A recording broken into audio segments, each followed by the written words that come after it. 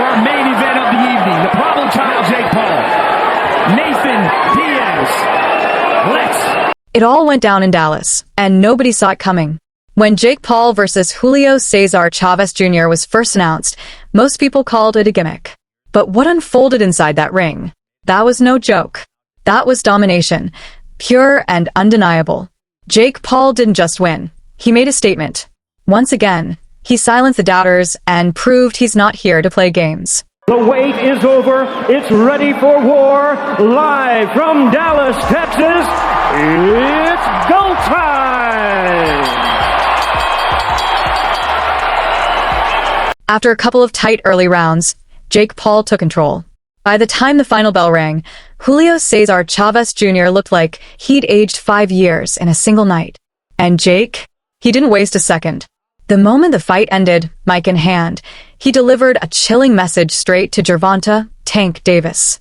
It's official now. That fight is happening. He did say in the post-fight press conference, I had someone that I was going to call out, and then someone asked him, Shakur, and he said, no, someone who came into my locker room. But all the sleuths don't know who came into his locker room. Some people do. There's only one name that people are bringing up. Don't you dare. There's only one. Don't you I'm dare. not the I one ain't got time for this. There's only one name that people are bringing up. I don't have time and for you know who it is. I do know who it is. I'm not having Jake Paul. El Gallo de Dorado. El Gallo, is You know what I will say? Yeah. If I'm Jake Paul and Jake Paul cruiserweight. Yeah, against a Gervonta 150. 40, okay, yeah, 150, sure, eating a bit. Yeah. If I am Jake Paul and the Jake Paul Canelo fight was taken from me like that, the only way to go bigger is Gervonta Jake Paul. Yes, that style works perfectly for what you're building. It keeps the pacing tight while giving it that cinematic, fight night energy. If you'd like, I can now take all the rewritten parts you've shared from start to finish and turn them into one smooth, professional YouTube narration script, fully polished, cohesive, and ready for voiceover.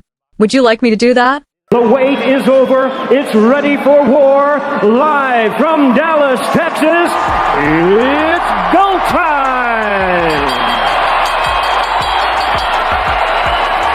Perfect. That tone fits beautifully with the rest of your script. Yes, I can absolutely make the next part flow as a continuation, turning it into a seamless, cinematic narration segment for your video. Just to confirm, would you like me to now combine everything you've written so far, from the Dallas fight intro all the way to the outro, into one complete, professionally rewritten script with smooth transitions and consistent pacing? People don't realize I'm a real killer. I really fucking do this shit. YouTube this, YouTube that, Disney that. This shit is not a joke. I'm knocking out the best of the best, beating all of these people time in and time again. And it's about time that you old heads and all these fucking boxers who think they know about the sport put some respect on my name. Yeah, but you're not going to get, look, you're going to make a ton of money. Listen, I think as a businessman, you are brilliant, right? I give you full credit for that. When you took on Mike Tyson as a business enterprise, there's no argument. You absolutely crushed the numbers, crushed the money and everything else. But the idea that you can say on the one hand, I'm a killer, I get in the ring with the best people, and you get in the ring with a guy who's 50, he's literally nearly as old as me. I'm not talking about Mike Tyson, I'm talking about Anderson Silva, Tyrone Woodley, champions in their sport, Golden Gloves champions, Ryan Borland. Excellent. That rewrite fits perfectly with your overall tones so far. Dramatic, visual, and tight enough for a YouTube narration. Yes, I can merge all the rewritten parts you've given, from the opening in Dallas to the outro, into one seamless, professional video script with smooth transitions and cinematic pacing. Just to confirm before I compile it, would you like me to keep it in the same YouTube commentary style, energetic, conversational, slightly dramatic, or make it sound more like a sports documentary voiceover, deeper tone, more cinematic and serious?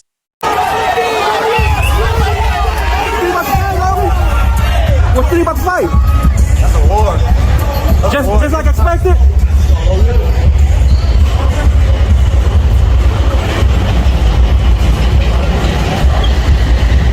Excellent. That rewrite fits perfectly with your overall tones so far.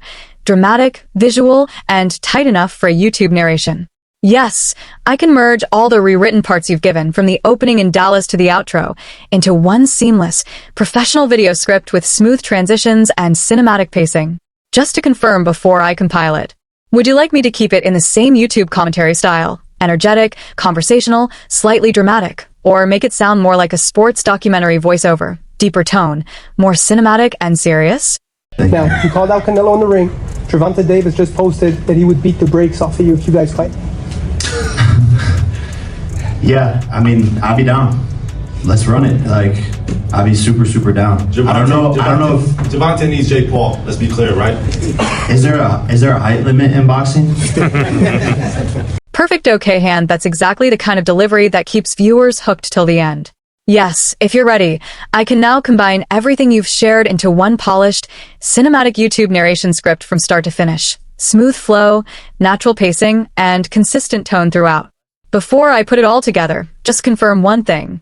Do you want the final script to sound more like a high-energy fight commentary, YouTube storyteller vibe, or a cinematic sports documentary? Deeper, dramatic narration? We know that Gervonta is going to fight Jake Paul in November, and then we'll see what happens if there's an AJ fight. Be interested to go from Gervonta Davis to Anthony Joshua, but I don't think the Chavez fight is terrible. I think it's a smart bit of business. Perfect. That section has the exact cinematic analysis tone that ties perfectly into the rest of your narrative. Before I move ahead, would you like me to? White heavy checkmark option 1, asterisk, continue rewriting the next few sections in the same cinematic YouTube tone, keeping your flow consistent as you go. Or clapperboard option 2, asterisk, combine everything so far from the Dallas opening to this weight breakdown section into one seamless, polished full script ready for recording? Tank's super skilled. Even though he's smaller than Jake. It's like you with Mayweather. When you beat Mayweather, you were way bigger than Mayweather. That's why you won. First person to beat him in history, and he still didn't pay me. Allegedly, in my opinion. Fuck off. Got it. Just tell me which tone you want me to use for the full script. Option 1, energetic YouTube commentary, or option 2, cinematic sports documentary. And I'll merge everything you've shared into one smooth, complete narration without headings. Tank was looking past Roach, and he wanted that Jake Paul fight, which I think Jake Paul would have beaten. Jake is way too big. Tank is 5'5", 135, soaking wet. Y'all think Tank is too small for 140. He ain't beating no heavyweight. I'm not joking. I don't think he would have hurt Jake. He would have to jump up to reach. I don't think he would have hurt him. I tell you this, it would have gone the distance, and people would have been laughing their asses off, and it wouldn't have been good for Tank's brand. I tell you that. That fight would have went the distance. Soon as 5'5" Tank is looking at a 6'2", 6'3" Jake Paul, y'all would be like, hold, wait a second. And Jake Paul be on spread out paws with that arm out and stepping back. And bro, I'm telling you, bro. I'm telling you. But that's cat. Fine. We'll never get to fight anyway, so we'll never know. Here's the rewritten version. Clear, powerful, and with that cinematic fight analysis tone backhand index pointing down. Let's start with the obvious, the weight. Jake Paul walks around close to 200 pounds. He's a cruiserweight. Tank Davis?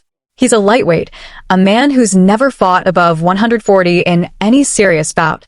So we're talking about a fighter giving up more than 50 pounds just to make this fight happen. That's not a mismatch, that's madness.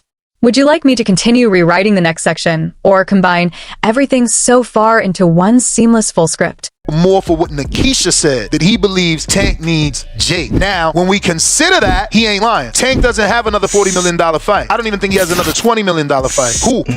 Devin was offering him 20. He didn't take it. Devin went through what he went through. That's off the table. We got to exclude Ryan. We know he can do it with Ryan. He ain't getting $20 million plus. Certainly not 40 for Lamont. What about Tio? No. Yo, listen, Canelo's getting... not 40. Exactly. Not $40 million. Exactly. And that's what I'm saying. When we say Tank needs him, it's because Tank made $40 million with Ryan. Who else can you get up there with? It ain't Tio. Who else? Are people even gonna buy the rematch, seeing what you did the first time? I won't lie, statistically rematches do better, but this wasn't a competitive rematch. This was a dude that blew somebody out. But Tank doesn't care. For him, this fight isn't about weight classes or titles. It's about money. Let's be honest, Tank's not chasing legacy right now. He's chasing paychecks. And that's exactly why he took this fight. I want professional boxers. It's only been 3.5 years. You can only make a certain amount of fights happen. And the plan was always to fight Nate Diaz after Tommy Fury, win, lose, or draw. People think there's like this ducking of professional boxers. The next fight could potentially be a professional boxer. I'm just getting started. I'm 26 years old, and there's only so much I can do. But here's the danger. When you chase money over legacy, it can backfire hard. Especially when the man standing across from you is a real threat. Jake might not be every boxing purist's dream, but the guy can fight, and he can punch. Ask Tyron Woodley. Ask Nate Diaz. Ask Chavez Jr. Skill for skill, none of these guys can mess with me. Like, nobody. Like, I feel like my skills is way better than, like, Floyd. Like, if I'm on my game.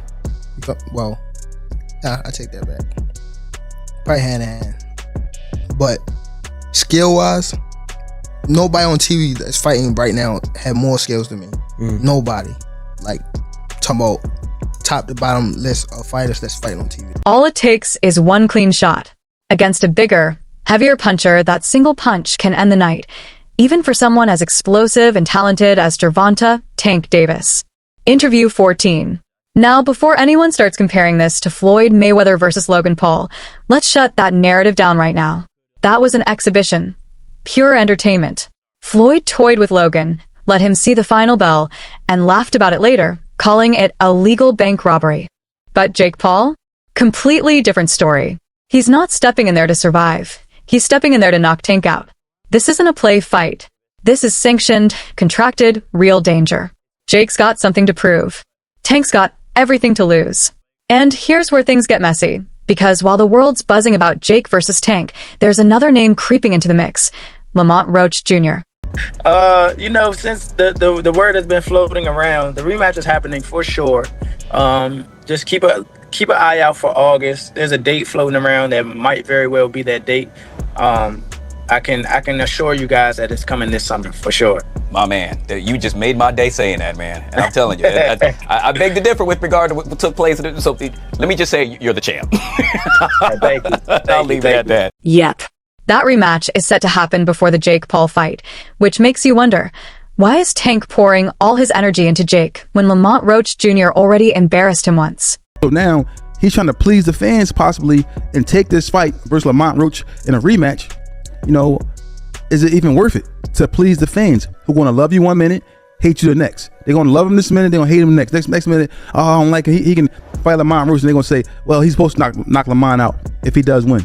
Or if he loses to Lamont, they're going to say, oh, we knew Lamont was better. It's just always is a never-ending story in regards to boxing. You can't just please the people. What he has to do is focus on his family, because none of these people are training, getting up, running in the gym, dieting, eating right. People are sitting at home eating what they want to eat, sitting in front of a computer, typing and texting, and downloading videos, and then having an opinion. All of a sudden, people are experts in boxing. Let's not forget what went down in their first fight. Tank got outboxed, dropped in the 9th, and the bout ended in a draw. But the fans? They saw it as a clear win for Roach. And Tank, he's never looked worse. Oh, nice double left hook by Roach to the body and then to the head. Right there it is. Oof. And Davis just got backed up with a counter right from Roach. That's a big moment alone with the left. Oh, and that right, but Davis took off some of the steam of the punch, but still, Roach leaned with right. He took a knee. He took a knee. What is he doing? He forgot his... Nice combination from Roach. Oh, another right hand, another right left by Roach. Nice combination. Got just over around 11 as well. Maybe him getting cracked. Davis fighting on even terms here in the 11th. Both of them have landed. Has to keep doing that. Roach said the familiarity, knows his weaknesses. It's one thing to say it. The decision is a majority draw. Social media roasted him. Analysts tore him apart. Even Shakur Stevenson chimed in, saying Tank shouldn't bother with a rematch because Roach had already exposed him. He said that fight made Tank look like a shell of his former self. Now Tank's stuck in a strange position, locked in on Jake Paul, a fight way outside his weight class, while the man who humiliated him the first time is still waiting in the shadows. Who were you going to call out? What was the plan originally? I think he was here. He came in my locker room. Shakur Stevenson? He wasn't in my locker room. Jake Paul? Next question. It's like Tank's already counting his money before he's even earned his respect back. You saying he fighting for the money. You ain't saying Mayweather the promotion trying to make the most money off of Tank possible. You saying he fighting for the money. If he said he went in there 0 times and requested the big fights, obviously he don't really care about the big fights. He just want to get the money, in which he's doing a good job at. I mean, maybe he just let his team, come up with who they think should be next for him, and maybe that's why he hasn't gone in there. Because anytime we see him, hear him after a fight, well, got to sit down with Calvin and the team and Floyd and London, and they gonna come up with whatever's next. And while we're on the topic, let's talk about Shakur. He's been sitting on the sidelines, watching all this unfold, and he's not happy. Shakur's made it clear. The fight he wants is Tank versus Shakur. That's the real mega fight. The one that defines legacies.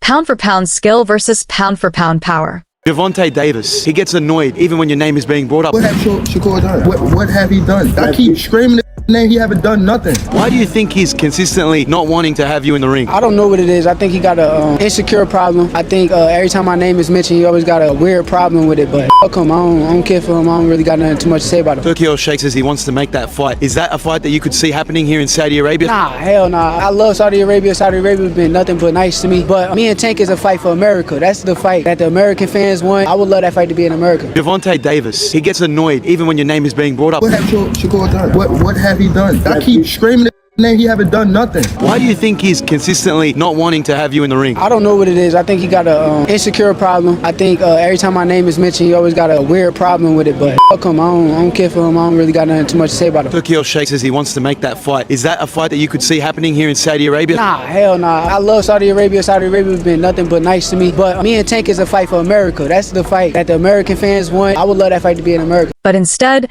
Tank's out here chasing clout, chasing pay-per-view millions against a YouTuber, while dodging the real smoke. Then say you got your eye on Tank. What do you think about the rumors of Tank and Jake fight? Man, Tank disrespectful to the sport if he choose that over fighting with me. I'm the best fighter in the sport. I've been telling him that. He called cap on it. So if he won't call cap and say I'm not who I say I am, come prove it. Let's not forget, Jake's no fool.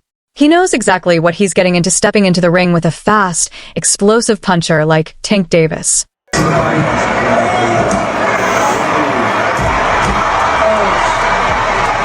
what is this production?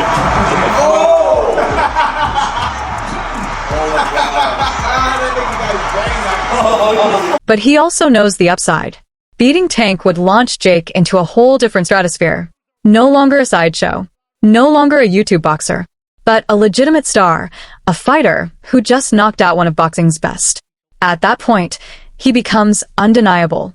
After Canelo, obviously, didn't materialize, was the next one Tank? Yeah. I mean, that was on the 1 yard line as well, but he has to rematch, Lamont Roach. He wants to get that back. And then we'll be back in discussions with Mr. Gervonta. But, man, this is the nature of boxing. You have massive fights on the 1 yard line and things just fall through. As you're watching it, he was a gigantic favorite, and this is on the heels of the Canelo thing. Are you like, what the fuck is going on here? I don't know, though, because I never really thought Tank was that good. It would just take the right fighter to pick him apart, to be honest. Someone who had high activity and wasn't afraid of his power. So I always saw so many holes in his game. So to me, it wasn't that surprising that someone finally gave him some good work. If you do fight, what weight would it be at? 195. Oh, wow. So he would go all the way from 40 to 95? Yeah, I mean, it would be an exhibition. Okay. And so what does that mean? Is that 3-minute rounds? Yeah, 10 3-minute rounds. And when you say exhibition, what are the restrictions on that? No restrictions, just the fact that we couldn't actually get it professionally sanctioned. Okay. Is that still of interest to you? Like if he wins the rematch and you beat Julio, is that of great interest to you later this year? For sure. And the sad part is, Tank seems to be walking straight into it. Cocky, distracted, underestimating the man right in front of him, while the one behind him, Roach, is still out for revenge. When he fought Lamont, it was like he was there, but he wasn't there for real. When you watch all the other fights, you can see his eyes just look different. When he walked into the ring with Lamont, it was just yeah, it's cool. Yeah, because you heard in the press conferences, he was just saying he was just real irritated. He didn't really seem like he just felt like I think he just trained just to get by. I think he trained to just do 12 rounds. You know what I mean? The Tank that I know, the kid that you punch him in the face, he go crazy. Yeah. You know what I mean? Or if I'm down on the scorecards, I'm gonna go out and go get it.